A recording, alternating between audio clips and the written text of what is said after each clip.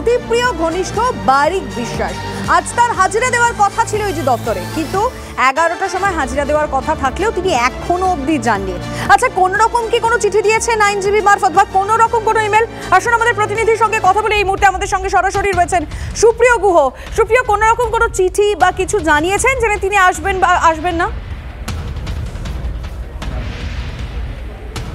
Lima, তোমাকে প্রথমেই যেটা বলবো যে গত মঙ্গলবারের যে তল্লাশি অভিযান, এই বারিক বিশ্বাস, আব্দুল বারিক বিশ্বাসের নিউ টাউনের ফ্ল্যাট থেকে শুরু করে তার চালকল বা রাইস মিল, এমনকি তার আরও বেশ কয়েকটি জায়গাতে যে তল্লাশি অভিযান চালিয়েছিল এনফোর্সমেন্ট ডিরেক্টরেটের আধিকারিকরা, তারপরেই যে সমস্ত তথ্য প্রমাণ বা নথিপত্র তাদের হাতে এসে পৌঁছেছিল তার উপরে ভিত্তি করে এই আব্দুল বারিক বিশ্বাসকে জিজ্ঞাসাবাদের জন্য রেশন বন্টন দুর্নীতি মামলায় ইডির তরফ থেকে নোটিশ পাঠিয়ে তলব করা হয়েছিল। এবং আজ সকাল 11টার মধ্যে এই যে সিজিও কমপ্লেক্সের ইডির দপ্তর রয়েছে এখানে এসে হাজিরা দেওয়ার নির্দেশ দেওয়া হয়। তবে ইতিমধ্যেই কিন্তু 12:30টারও বেশি সময় ঘড়ির কাঁটায় অতিক্রান্ত হয়ে গেছে। আব্দুল বারিক বিশ্বাস তিনি নিজে এখনও পর্যন্ত সশরীরে এসে পৌঁছননি এবং তার পরবর্তীতে তিনি কোনো রকমভাবে আইনজীবী মারফত তদন্তকারীদের সঙ্গে যোগাযোগ করা বা ইমেল মারফত যোগাযোগ করেছেন কিনা সেই বিষয়ে কিন্তু এখনও পর্যন্ত অফিসিয়ালিও ইডির তরফ থেকে কিছু জানানো হয়নি।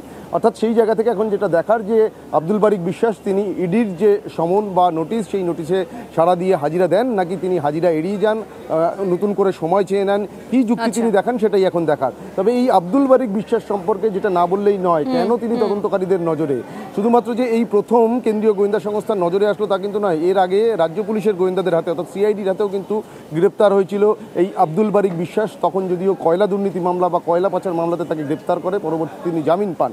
আর এই আব্দুল বারিকের কিন্তু একাধিক ব্যবসা রয়েছে, শুধুমাত্র রাইস মিল বা চালকল তা কিন্তু নয়।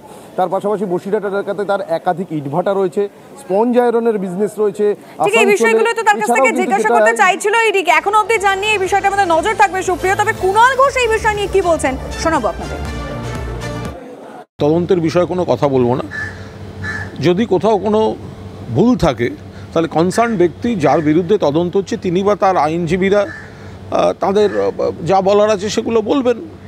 যদি কোনো ভুল না থাকে তারা ব্যাখ্যা দেবেন, ভুল থাকলে তারা ব্যাখ্যা দেবেন। এর সঙ্গে আমাদের কোনো বক্তব্য নেই। আমরা শুধু আশা করব যে কেন্দ্রীয় এজেন্সি তারা যেন নিরপেক্ষভাবে তদন্ত করে, বিজেপির নির্দেশে এমন কোনো অভিমুখ নিয়ে তদন্ত না করে যাতে তৃণমূলের প্রতি একটা নেতিবাচক বার্তা ছড়াবার উদ্দেশ্য প্রণোদিত চেষ্টা হয়।